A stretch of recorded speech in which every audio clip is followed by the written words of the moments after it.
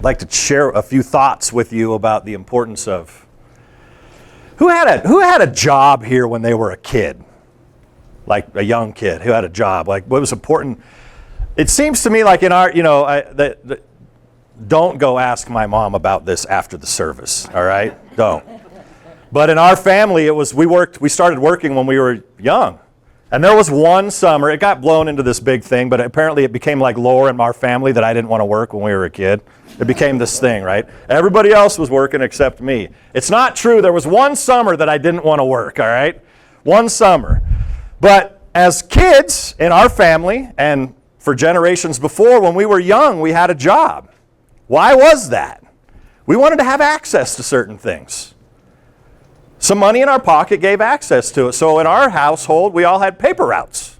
Anybody here have a paper route when you were a kid? Yeah, paper routes. They were awesome, right? Get to cruise around the hood, be on bikes, wear the satchel with the thing. I think nowadays paper routes are mostly delivered. They're almost corporate now, aren't they? You got like everybody cruising around in a car and they can deliver 500 papers. I mean, 50, 60 papers was a good route when we were kids, and we had to carry those suckers around, right? They were heavy. But why did we work when we were kids? Well, the allowance was very small, and we wanted money.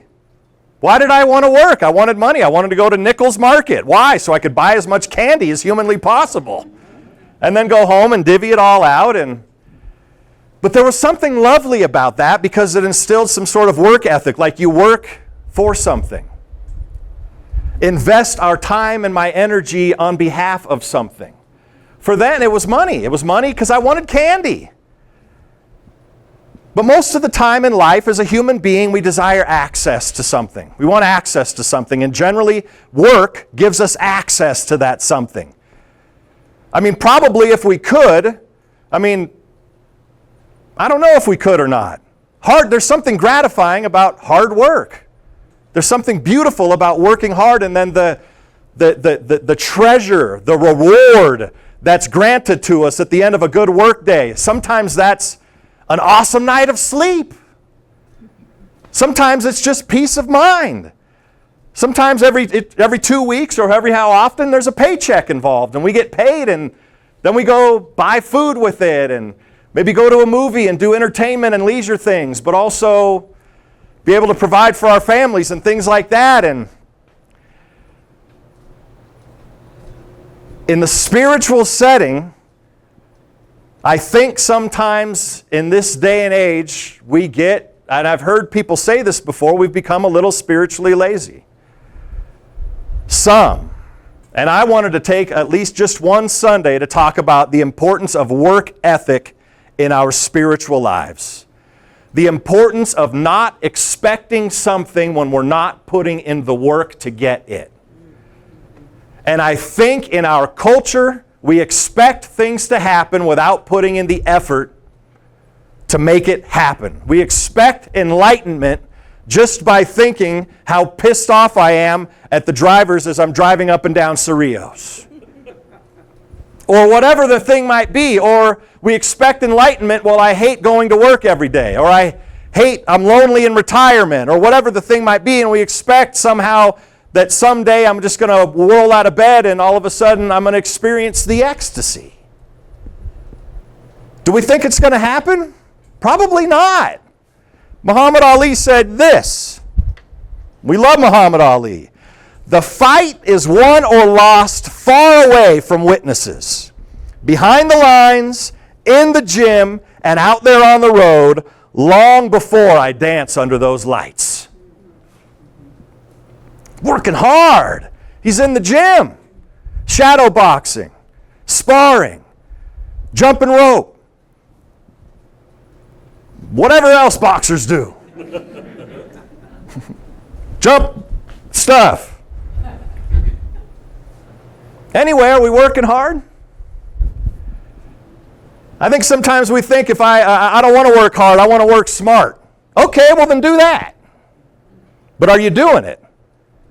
Are you working? Now, I don't normally do this, but I want to read something to you today, and it crosses over from the work that I've done, extensive work that I've done in the realm of recovery. And I want to read this to you, and anybody that has anything to do with recovery in this room probably knows this excerpt inside and out. But it's the importance of doing our spiritual practice in our lives. And it goes something like this. And if you're familiar with it, I'm just going to invite you to just kind of take it in. If we are painstaking about this phase of our development, we will be amazed before we are halfway through. Don't worry about what that's referring to. Just be worrying about painstaking about this phase of your spiritual development. That's all you need to be worried about. You know where you are at this point in your spiritual development. Painstaking about this stage of your spiritual development. I don't like working out because it's painful. It's not fun. I don't enjoy it. Some people do. It's not my favorite thing to do, but I know that if I want to take care of the body, I have to do something. I know if I want to take care of my spiritual body, I have to do something. Pray, meditate, etc., etc. We will be amazed before we are halfway through.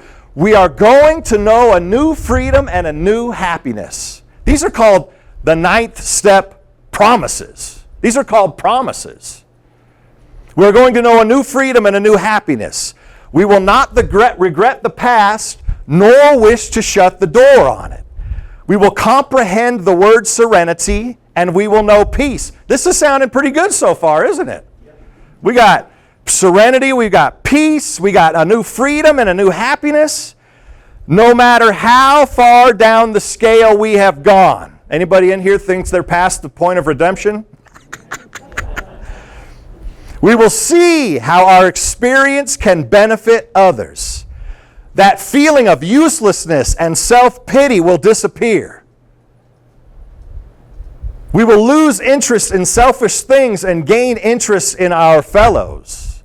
Self-seeking will slip away. A whole attitude and outlook upon life will change. Fear of people and of economic insecurity will leave us. This is sounding good, isn't it? We will intuitively know how to handle situations that used to baffle us. We will suddenly realize that God is doing for us what we could not do for ourselves. Etc., etc., etc. They will always materialize. What will they? These promises, if we what? Work for them. It says they will materialize if we work for them. A labor of love on our own behalf to get free. Freedom of economic insecurity, to not be scared of our fellows anymore. Freedom of being a greater happiness and a greater joy. Intuitively, we'll know how to handle situations that used to baffle us. Does this sound good? Yes. Is it going to happen from sitting here and listening to a Sunday service? No. It's going to help. It's going to help. It's helping. But is it going to do it? No. What do we have to do? We got to go here and work. We got to act. We have to work. But it's a labor of love, right? So back when I was 20 years old, I worked in a gold mine. Have I shared this with you before? I worked in a real active gold mine. We actually harvested gold. Most of the gold isn't just laying there in chunks waiting for you, right? It's not just saying, here, harvest me. Most of the gold that we chased is in what? Quartz veins. And it's black.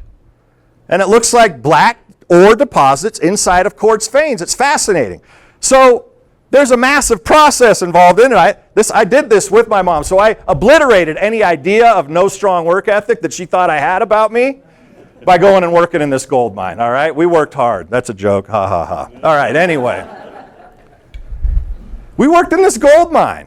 We're moving rock, right? So there's a mountain, and you have to extract the gold out of the mountain, so there's this process of taking these massive chunk. We used dynamite. We blew stuff up. It was rad. Anybody ever used dynamite before? It was fantastic. You actually drill a hole. This is so metaphysical. It's fantastic. Just follow along.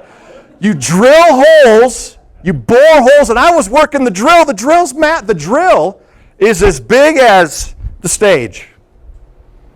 And it's got this thing that comes out of it. And there's all sorts of tubes. And this drill was probably built in like the 1920s, and I got put in charge of it.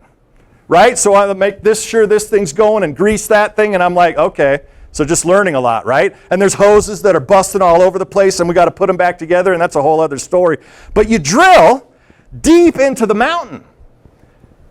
And it takes time. Now, I want you to be with me metaphysically here, okay? There's these big, massive mountain.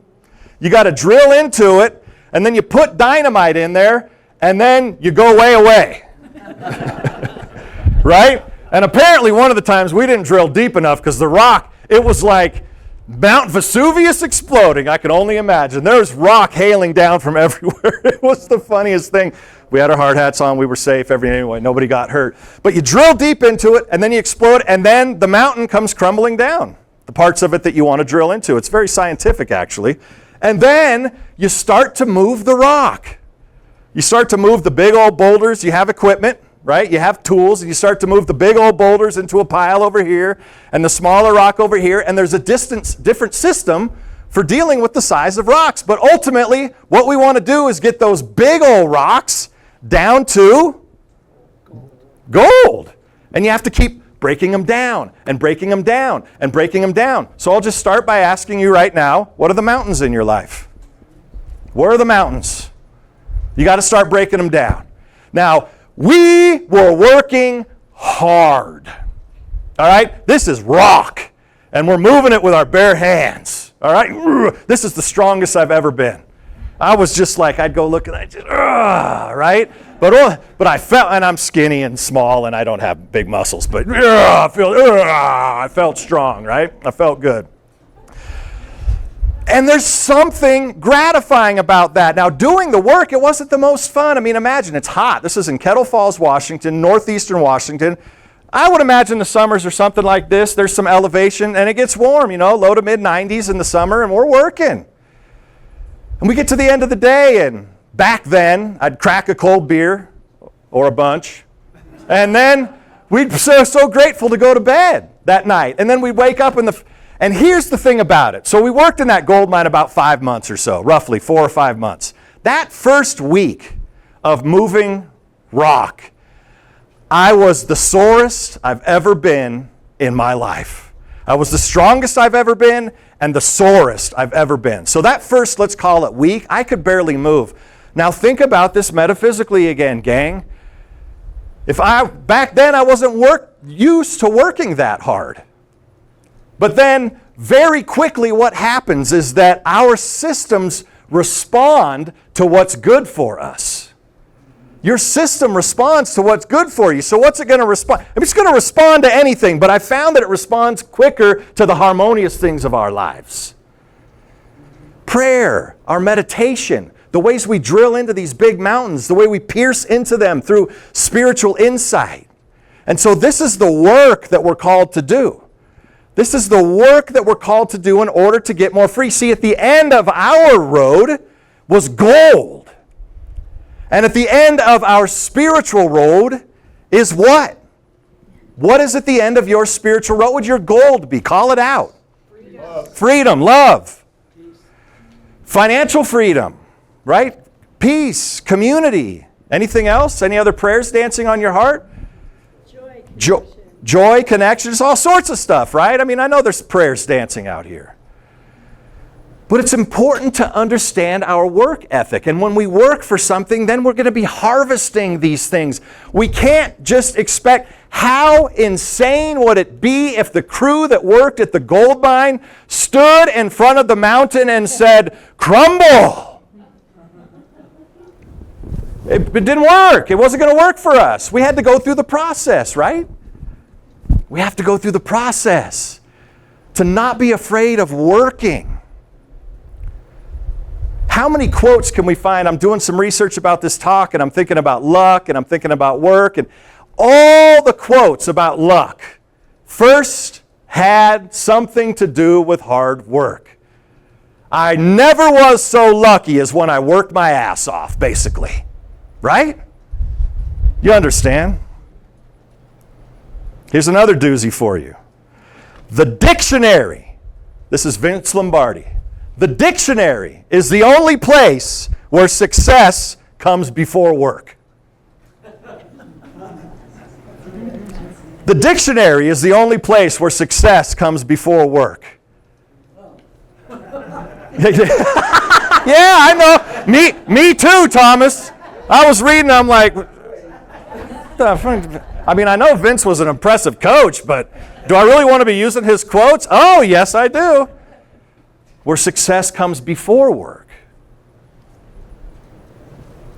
To be ready to work hard and to realize what at the end of it is a chiseled spiritual body, an in-shape spiritual body. To not be afraid to work. Working in that gold mine was hard.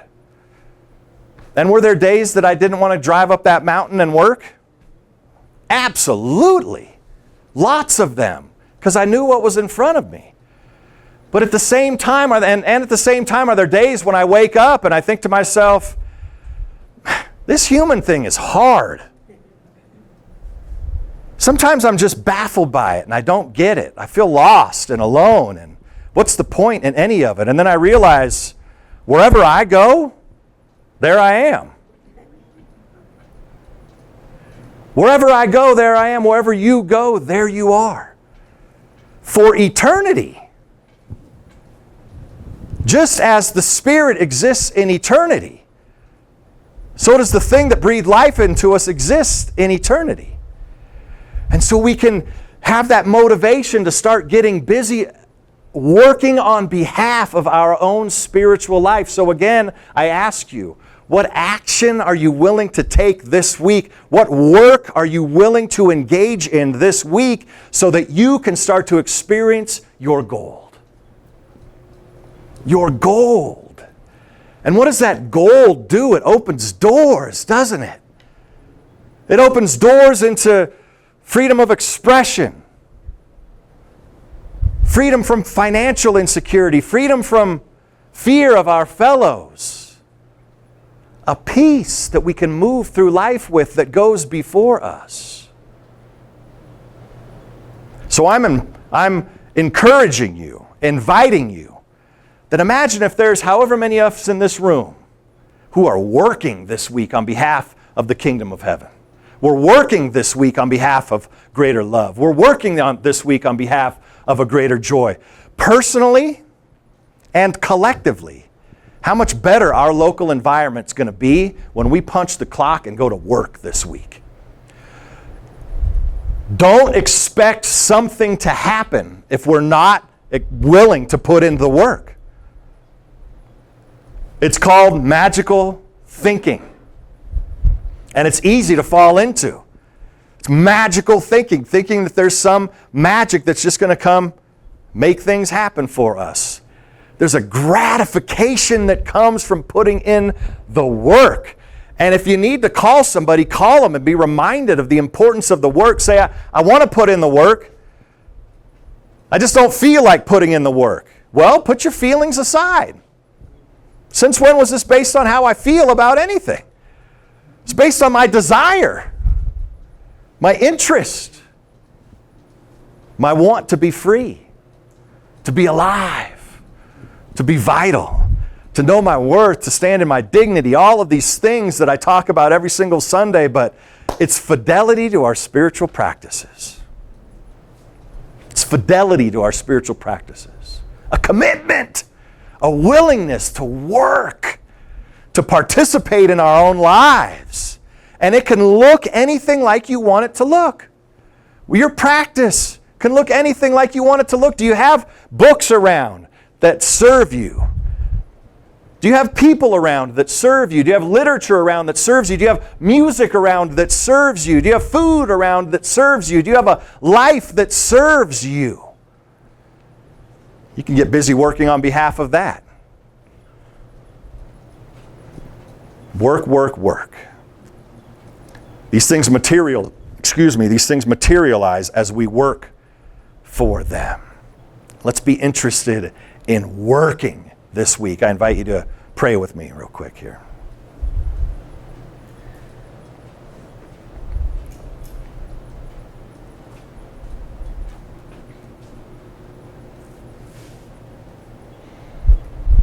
Margaret Thatcher said something to the effect of, I've never known if you're working hard, you're going to make your way to the top.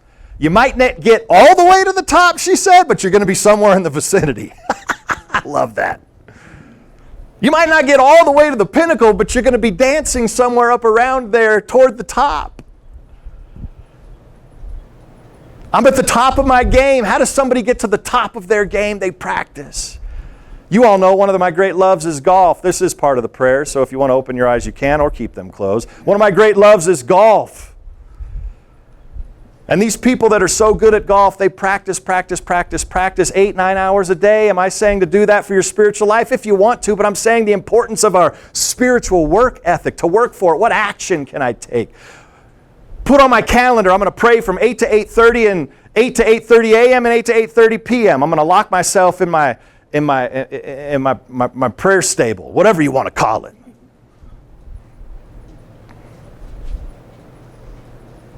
We get a greater sense of our spiritual dignity, of who we really are. Let's not be afraid of working. Let's throw ourselves into working hard for it, working hard.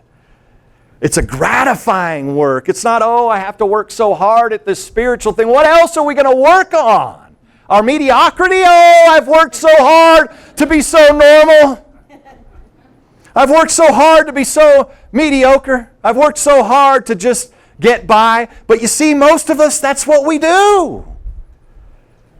And we're never going to get a t-shirt made or put out a billboard that says, I worked so hard at being so mediocre.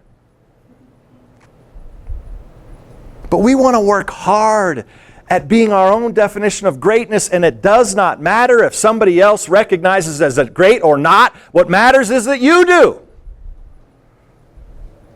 That I can look at myself in the mirror and stand in my spiritual dignity. That I can look at myself in the mirror and say, I know I did my best. I know I worked hard on this today. And then reap the reward and then harvest the gold. I know for each of us in here, by the power of my knowing in this moment that we are one, that each of us, with some work this week, we are harvesting our gold. Say, I harvest my gold. Say it. Say, I harvest my gold. Yes. We harvest it. We can utilize it for our benefit. We utilize it for our benefit. A greater peace, a greater love, a greater joy, a greater freedom, a greater poise, greater dignity, a greater enrichment. Love that word, enriched. We become more enriched, vitalized and alive, peaceful, sanctified, whole. I'm grateful for the movement of energy in this room right now and the movement of our hearts as we continue to work on behalf of the kingdom and queendom of heaven, revealing itself in our lives in the here and now. We're not afraid of work. We thrive in our work. We love to do our spiritual work in the same way that we would go work the garden or work the job or work the car or work whatever. We work our internal life. That where there is doubt, faith. That where there is worry, peace. That where there is separation and otherness, a profound love and forgiveness. Let me work on these things this week. Let me see that there is a greater joy ever available to my life, that I can participate with it now. For each of us. And then we know that these things that we work for cannot be taken away by the world, by somebody's opinion, deeply entrenched in the spirit and the soil of truth. I'm grateful for this time that we share. I'm grateful for the word that we speak together. For this time of prayer, I call it good, and so it is. So it is. Amen.